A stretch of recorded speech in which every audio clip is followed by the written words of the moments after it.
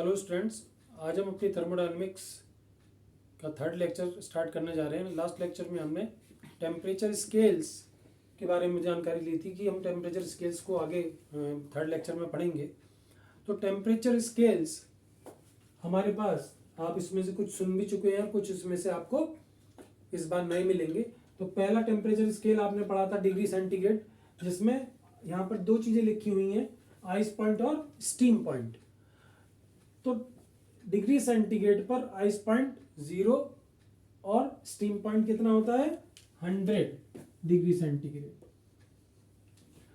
Kelvin 273 लेते हैं हम, but 273.15 is the exact value at ice point in Kelvin scale.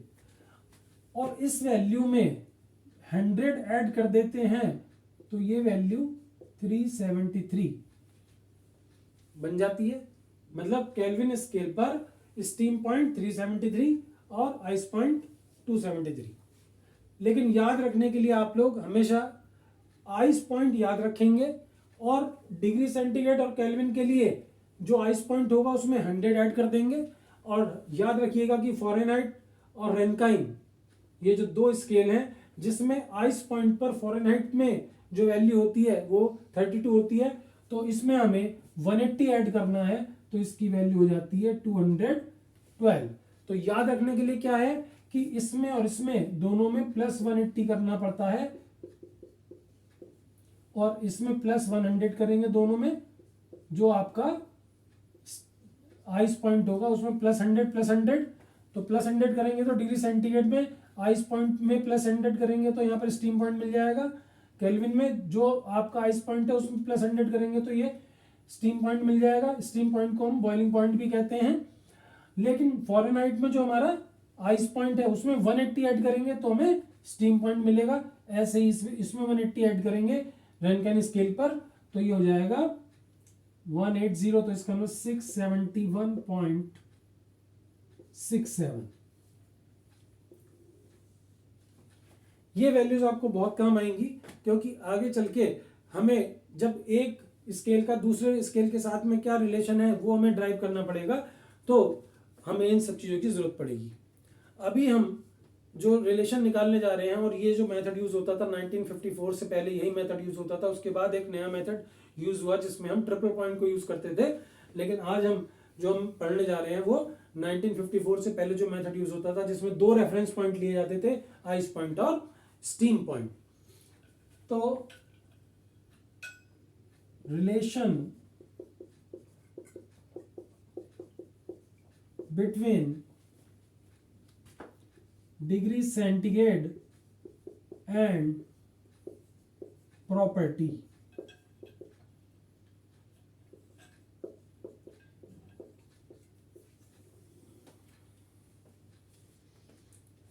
Property, कोई भी प्रॉपर्टी एक्स है हमारे पास, इसका डिग्री सेंटीग्रेड पर टेम्परेचर के साथ में क्या रिलेशन है।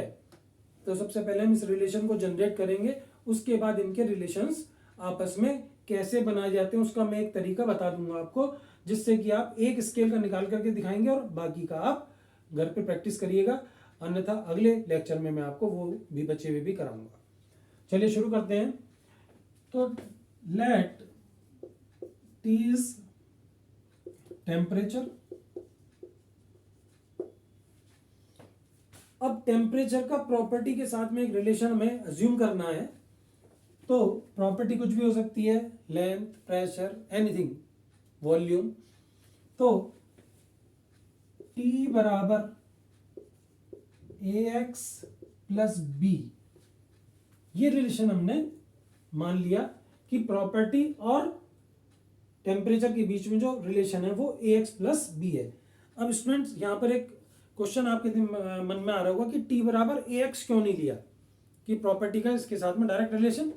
वो इसलिए नहीं ले सकते हम कि यदि T बराबर AX ले लिया तो मान लीजिए लेंथ है, X जो है वो लेंथ है और टेम्परेचर T है, तो यदि किसी भी वायर की जिसकी लेंथ X है उसका टेम्परेचर 0 कर दिया जाए तो इसका मतलब उसकी लेंथ भी 0 हो जानी चाहिए, पर ऐसा तो नहीं होता।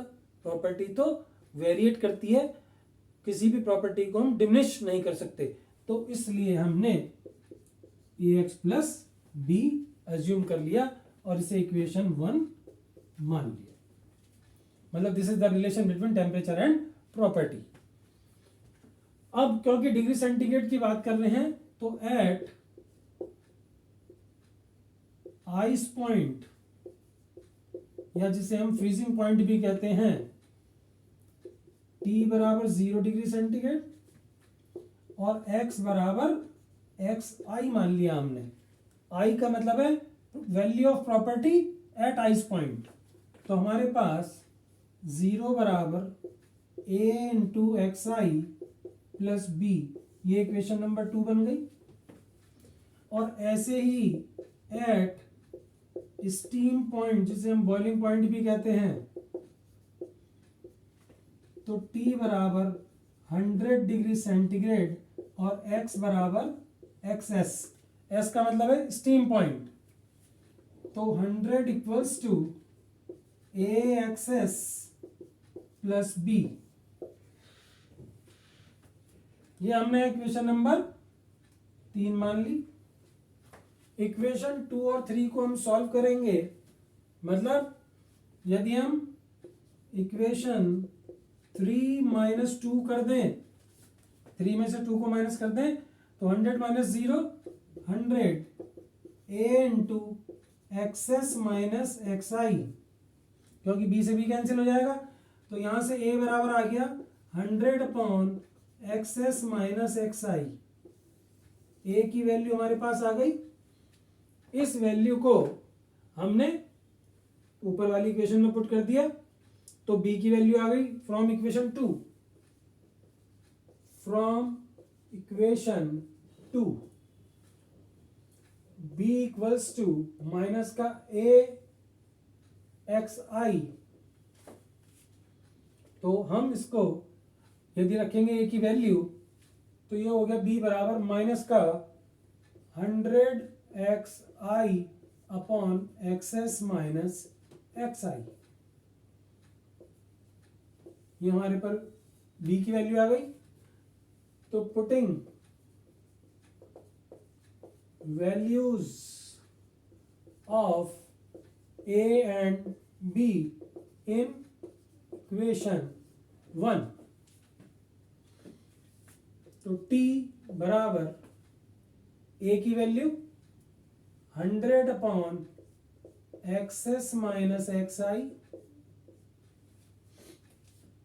इंटू x की मल्टीप्लाई करनी है, और b की जगह minus 100 X I upon XS minus X I. तो यहां से t बराबर 100 कॉमन आ गया, x minus X I upon XS minus X I. x क्या है? टेम्परेचर T पर प्रॉपर्टी की वैल्यू। तो ये एक रिलेशन हमारा तैयार हो गया टेम्परेचर और प्रॉपर्टी के बीच में। कब? जब हमें उसकी वैल्यू आइस पॉइंट और स्टीम पॉइंट पर प्रॉपर्टी की पता हो। सपोज एग्जाम्पल के तौर पर देखें, एक वायर है जिसकी लंबाई स्टीम पॉइंट पर 500 मीटर है, आइस पॉइंट पर 300 मीटर है,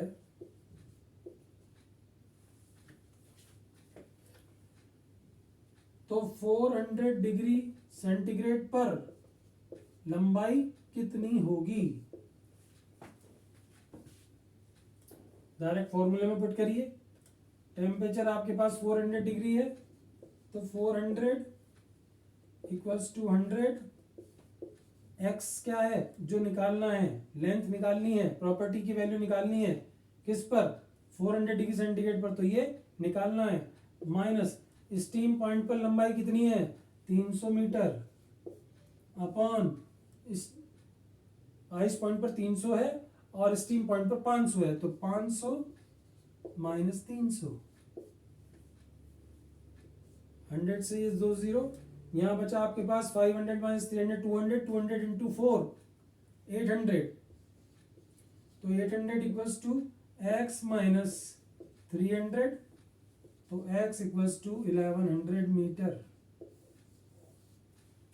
तो इस तरीके से हम प्रॉपर्टी का वेरिएशन डिग्री सेंटीग्रेड के साथ में निकाल सकते हैं।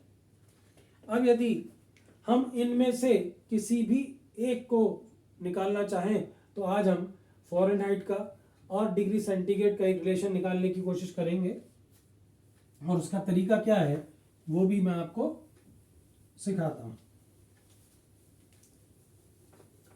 जो तरीका अभी इसमें सिखाया है लगभग वही है, बस उसमें ये आपको हमेशा याद रखना है, ये जो फॉर्मूला है, तो इस फॉर्मूले को मैं आपका यहाँ पर नोट कर देता हूँ कि T डिग्री सेंटीग्रेड में है बराबर 100 into x minus X I upon x minus X आई। और हम निकालने जा रहे हैं relation between degree centigrade and Fahrenheit.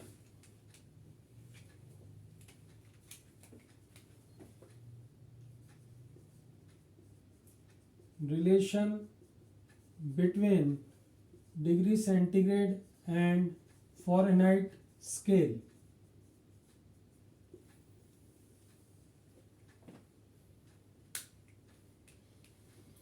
तो स्टूडेंट्स इसमें भी हमें जो T बराबर AX प्लस B, लेकिन इसमें let X is value of property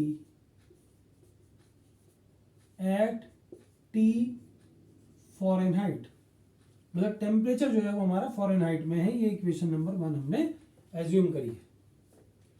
क्योंकि टेम्परेचर फ़ारेनहाइट में है तो एट आइस पॉइंट T बराबर कितना होगा फ़ारेनहाइट में 32, तो 32F, और value of property is XI। तो हमारे पास इक्वेशन बनी 32 equals to A into XI plus B at steam point T बराबर 212F फ़ारेनहाइट और x बराबर XS। So 212 equals to A into XS plus B। Equation 3 minus 2, जब इसको इसमें से माइनस करेंगे तो यहाँ बचेगा 180 equals to A into XS minus XI, A into XS minus XI। तो A बराबर 180 अपॉन XS माइनस XI, ये वैल्यू एक ही आ गई। Put value of A in equation 2,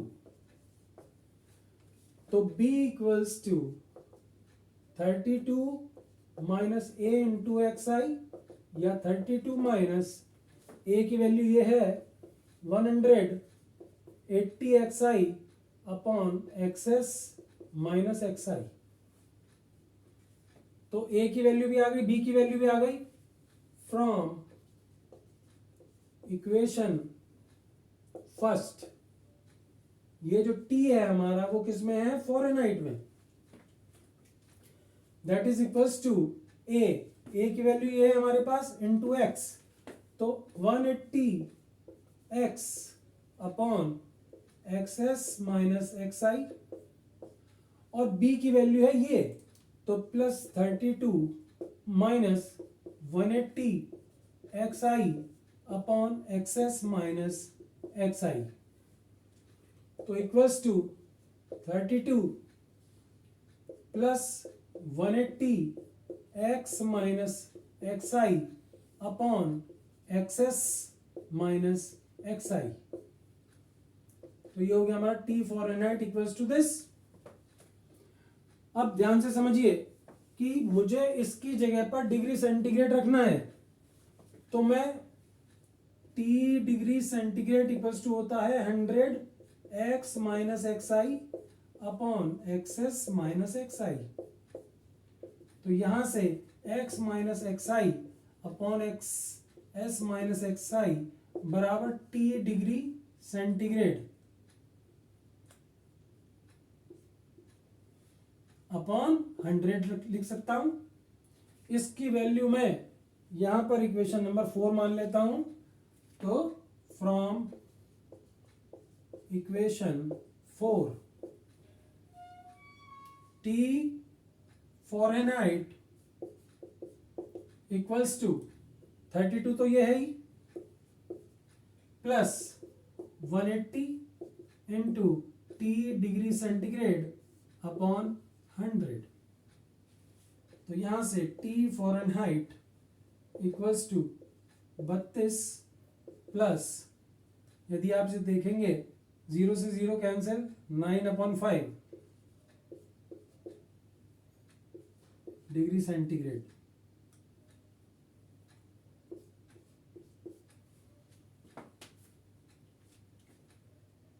तो यहां से यदि एक आप T Fahrenheit equals to 32 plus 1.8 T काय में डिग्री सेंटीग्रेड में, this is the relation between Fahrenheit scale and degree centigrade scale.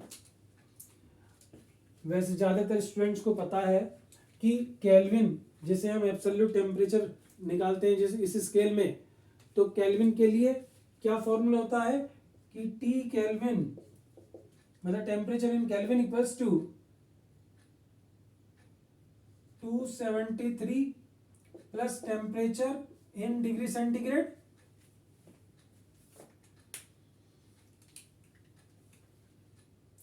दो 273 जोड़ देते हैं तो आपके पास केल्विन में आ जाता है।